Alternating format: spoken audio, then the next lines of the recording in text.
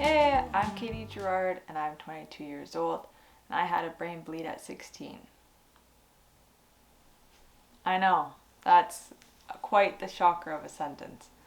There's a lot of backstory on that, which I'll go into further on in down the line. But when I had first had the brain bleed, I was 16, obviously, and you're in 11th grade at the time.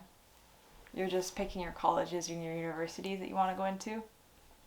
Meanwhile, when I was in 11th grade, I was stuck in the hospital at Sick Kids, and it was quite the different life, I guess, to put it in better words.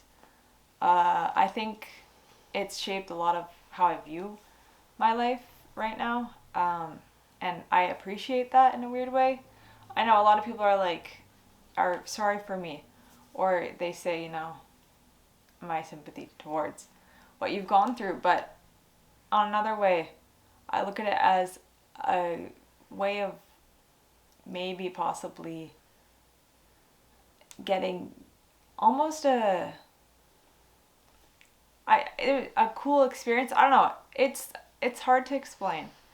For majority of the people who've gone through something so traumatic, I feel like they can probably agree on the fact that there is something special about going through such a hard time. And that's the perspective of life it gives you.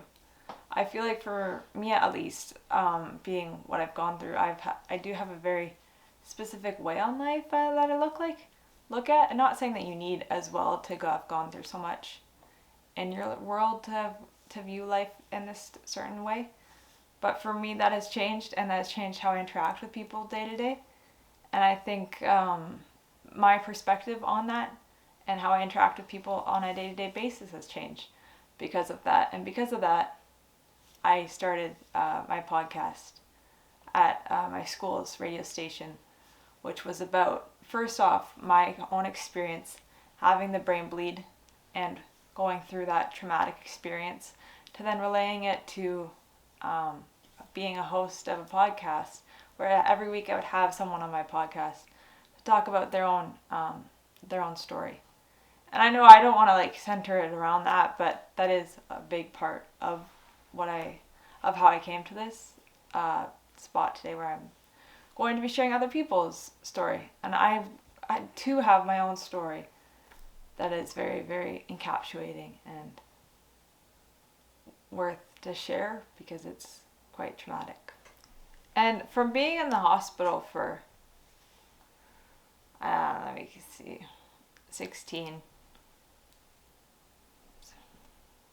18 pretty well, it was quite the layout of events. It was COVID. COVID was happening.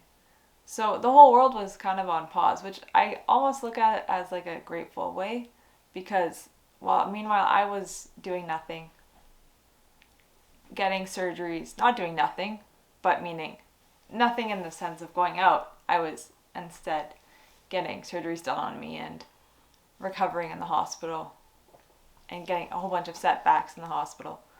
But the whole world kind of was out of pause, which was weird. And so I think that too, it kind of gives me a way of saying, I stopped, but so did everyone else. But not obviously to the same extent, because mine was life or death. Well, people were also life or death for COVID, but in a different way. Yeah. I think though, when I was in the hospital, I feel like for my family, it was really, really difficult. When you know that feeling when you know someone who's sick and you can't physically do anything about that, you just have to watch them suffer. That was pretty much what I was in my family's position. I didn't, throughout the whole time that I had my brain bleed and I was in the hospital, I feel like your brain disconnects you from reality, in the sense of when you're going through something so traumatic, you're kind of put on a response mode. And so my response mode was just to shut off completely.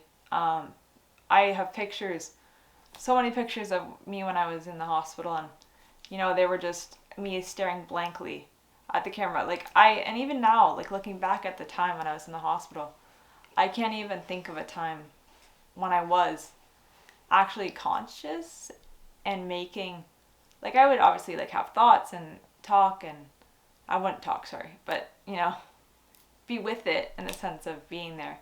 But that whole side of my life has just kind of been forgotten or not even experienced in the sense of actually feeling it, because it was so traumatic that my body just canceled that out, I think. Which is a blessing and a curse at the same time, because blessing that I don't have to remember the experience, but also a curse because obviously I can't think of a time that I was in the hospital. Hey, so I'm going to be doing videos on this podcast as an interviewer, having guests on my show, talking about their unseen story, and as well as my unseen story of my health journey. Stay tuned as I will be uploading videos, trying to be doing them bi-weekly, but we'll see. But looking forward to this new chapter in my life. Thank you. Take care.